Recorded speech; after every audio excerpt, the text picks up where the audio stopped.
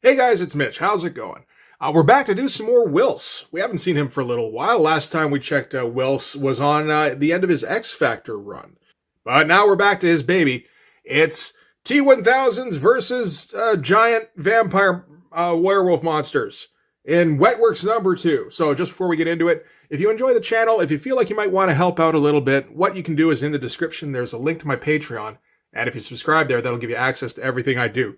From the Blood Force stuff, the finished pages, and the comics, as well as these videos before they get out to YouTube, and some Patreon exclusive content. So, what happened in Wetworks number 1? It's been a long time since I looked at Wetworks number 1 thing. Oh, maybe like a year now. So, Dane here is the leader of Team 7, which is a Black Ops team. This is where the Wetworks name comes from. Wetworks basically just means, well, it should just have been wet work, I think. But that sounds, I mean, that could go in all sorts of different directions. Plus, you combine that whole close quarter battle. I mean, that's kind of what Wetworks means. You know, just getting your hands bloody with the liquid metal symbiotes that the team deals with, and that's the title. I imagine. I assume that was the thinking. So, Team 7 is sent out to wipe out some kind of insurgents. They're not really advised too much on who they are. They just have to be eliminated. And while they're there, they discover these liquid metal, kind of gold symbiote things. And it turns out the insurgents are, in fact, vampires. And they get almost overrun by the vampires, but they're able to bust out the symbiote things. So they're all covered in the liquid metal. And that's when IO basically detonates the entire installation, which was supposed to kill that particular unit of vampires, plus Team 7 for plausible deniability, I suppose. I think just so really you can have them at odds with the government. Only because they were wearing the symbiotes, they didn't get hurt. And that's pretty much where we're at right now. So we'll get into the cover here. I mean, it's a fine cover. It's not really one of Wils's best. I don't know if too many Wetworks books really had standout covers. It's a good drawing, at least, but I mean, that is kind of baseline for Wils. And we can see here, the book was released August of 94. The cover was done in 93 at some point, probably before he had to go back to the Philippines to be with his family. And that's the reason for the big delay in getting Wetworks out, of course. For more information on that, you can check out my Wetworks number 1 revisit. If you can find it. It's back there somewhere. But, you know, the only thing, I guess the only real issue I have with this cover is that this could be the cover to any issue of Wetworks. You know. So, opening her up here, we get Whilce Portacio doing plot and pencils. So again, I assume that means Marvel Method, where he's just going to lay down some pages and Brandon Choi gets to fill them in, and fill them in he will. Scott Williams doing the inks, which is a good look. Joe Chiodo doing the colors. And Richard Starkings in Comic Craft doing letters. So this is a bit of an all-star book, minus Brandon Choi. But, I mean, that's typical for Image. You're never going to get a good writer. But if you get good everything else, that's as good as it gets. So, opening up, we get a splash page here with 2 of them. This is, of course, the problem with Wetworks, is that they all look kind of identical. I think there would be some things that would eventually differentiate them more. I believe this is Grail and Dozer. I'm not 100% for sure. I'm going to have to read more Wetworks comics, and then I probably still won't know. And we get some helpful exposition here, where Brandon Choi pretty efficiently breaks down what happened in the last issue, which is nice and, you know, refreshing for him. In the last 24 hours, my team has been attacked by vampires encased in symbiotic golden armor, buried under an exploding mountain, and shot at by their own people. That's a succinct summation. Right now, they're in a sub-basement of the Waring Industries corporate headquarters in Washington, playing laser tag with about $8 million worth of auto-ops, or automated opponents. So it's a training sequence. Fuck me. I mean, you know, I can't stand training sequences anymore. I've read too many Liefeld books now. So I'm watching, we don't hear who I am. It's Dane in this case.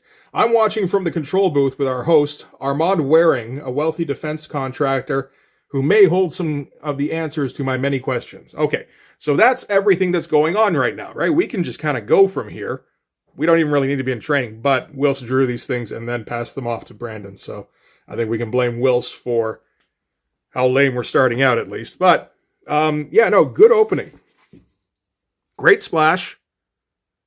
Again, that's baseline, but I mean, Wills delivers. And then we get a double page splash.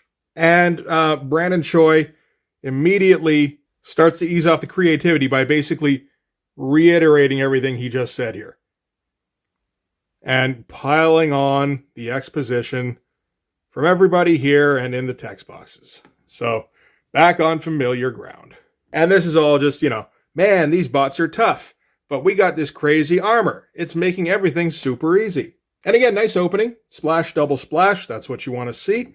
Although, it doesn't feel as though Wills wanted to do the full splash. Or maybe he just did this on one sheet. And then they just didn't blow it up. So that they could fit in all this fucking text. I mean, that would make some sense. But, yeah, we're still training. So who cares?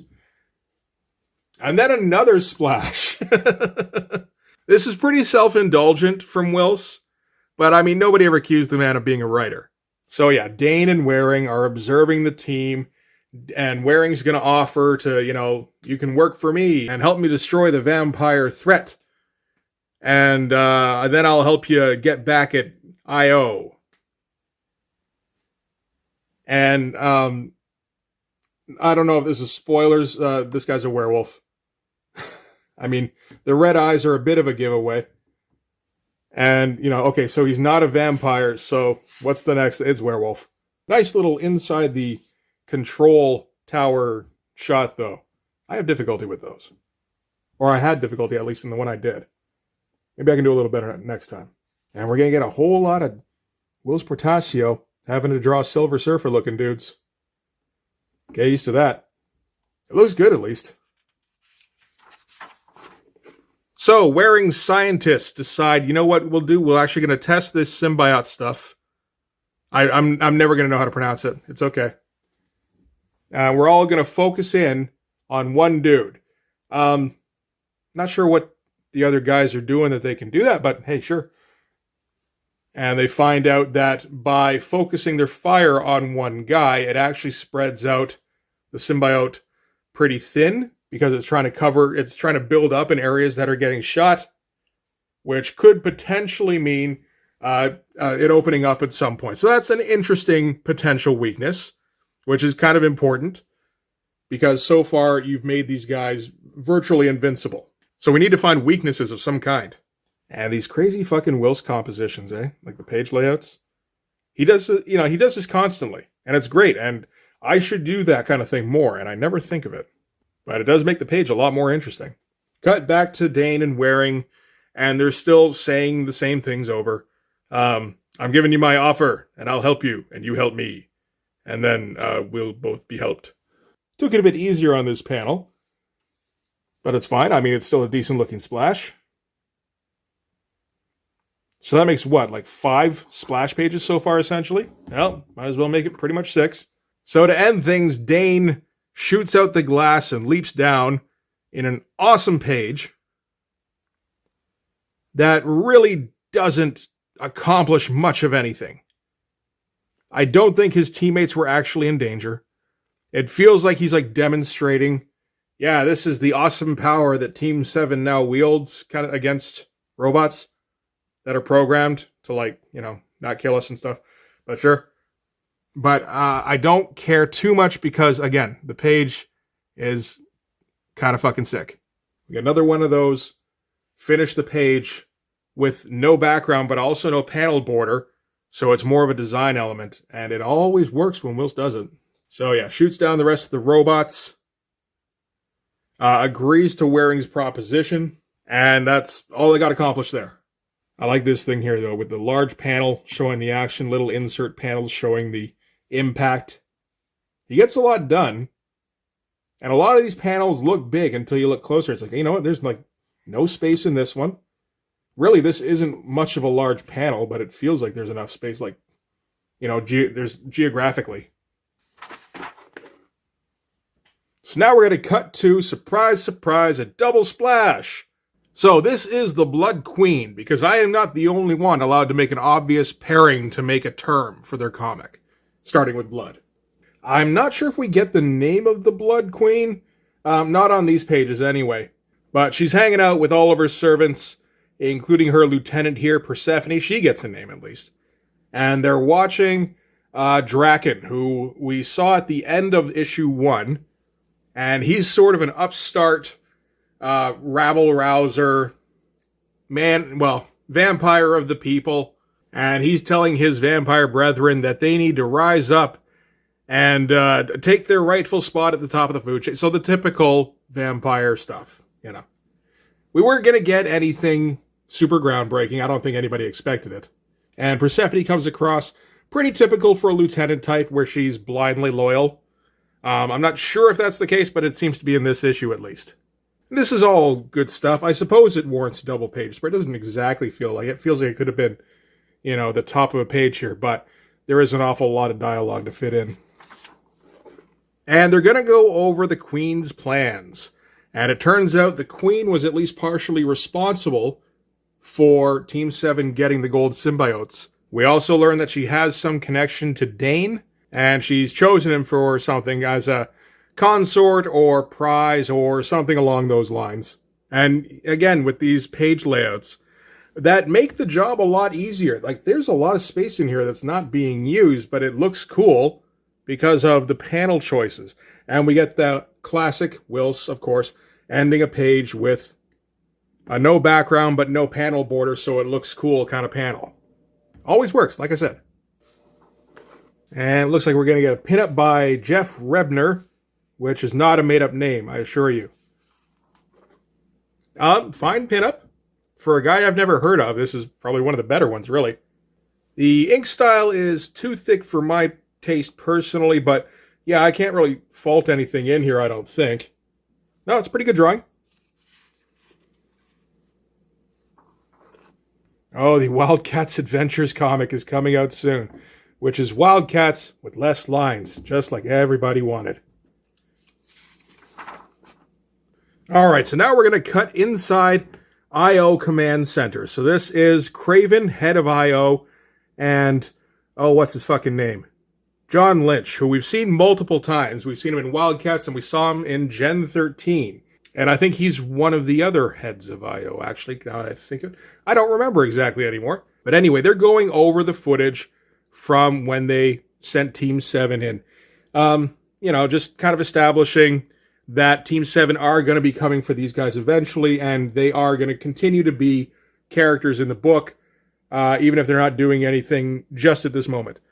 And this is a pretty impressive, tech splash. I feel like Whilce gets a little underrated for his tech.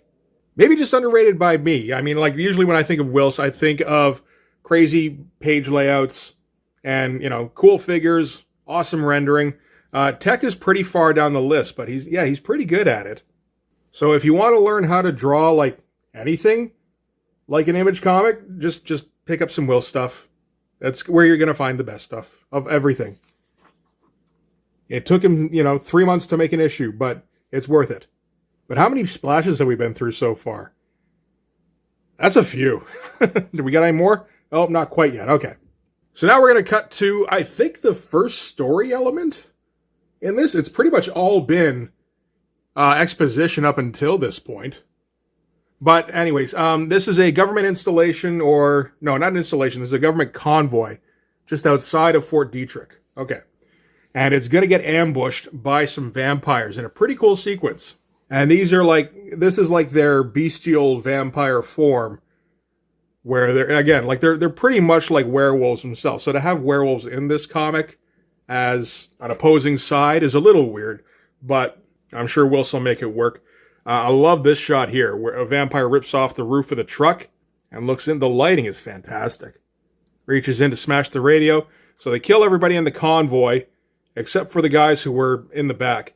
And so the convoy is transporting some kind of viral agent that is super fatal. And at first the guards kind of try to talk him out of him taking it. Just like, this is horrible. This has to be disposed of. They're just like, no, fuck it, take it. Just like, leave us alone. And the vampires here are going to get like blood drunk and just start slaughtering everybody. Now, this is probably the most impressive spread in the entire book. Just cool shots of vampires rampaging, getting shot and not bothering them. And like, I think this was probably what I would have considered this like the coolest shot of 1993. In 1993, anyway. It looks like a poster almost, with a dude like with his head lolling back and everything. That's great stuff. And in the background, somebody is watching. He's a member of the Were Nation. So, werewolves, like I said. And I don't think these are sunglasses. I think these are his eyes. Which looks weird, but Wills does weird stuff sometimes. So, alright, so now we're going to cut back to a briefing room, the ever-exciting briefing room, where Mother One is going to fill us in on what's going on, so tells them that vampires just stole a bunch of virus stuff, and it's super fatal, and they'll contaminate people at a concert somewhere that'll eventually lead to 2.5 million deaths. That certainly sounds evil. Doesn't sound like world-conquering shit exactly, but if that's like a first step, yeah, that's probably a bad thing. And yeah, again, like, pick your guys out.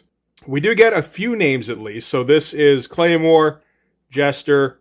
That is Grail. I think I called the right guy Grail at the beginning. Dozer. And Crossbones over here. That's Dane and Mother One. Pilgrim. There we go. That guy didn't get a name. We almost made it all the way through. I think at some point Wilson probably realized that they had too many identical looking guys. So they kill a few off. So they're going to grab some rest before they go out to deal with this vampire threat. And Dane is going to have a recurring nightmare. This is a nightmare he has often, apparently, where he gets assaulted by vampire of some kind and just gets thrashed by the thing. He doesn't really put up much of a fight in his dream. Great use of the diagonal panel here to show impact. I love that. I hope I can think to use that at some point. And some vampire thing. I'm pretty sure this is the Blood Queen, not having reread anything recently. It's talking about taking him as its trophy. That's, kind of your first clue. And Dane hopes that this time at least the gold symbiote thing will protect him from the teeth, but it reveals his neck instead, which is probably bad for symbiotic armor. And we're to be continued. Did we just mirror the... not quite mirror the page layouts. But you see how much white space he leaves. But with how much detail he piles into the panels that he does use, I'm not complaining in the least. It just feels like a design element. Okay, and that's it for Wetworks number 2. This might end up being kind of a short video. Yeah, I mean, the book itself takes a little while to get through, although that's mostly wading through exposition. But it's awesome looking stuff. Hopefully, we'll get more actual action in the next book. We got like a very little bit of it in this with the vampires. And we won't have to wait too long, at least. Next book at least has a cover date of September, so only the 1 month.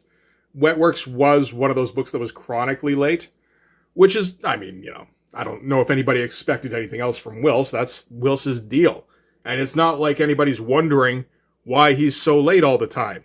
Like, how long do these pages take to draw? Probably a while. This is the age-old Image conundrum.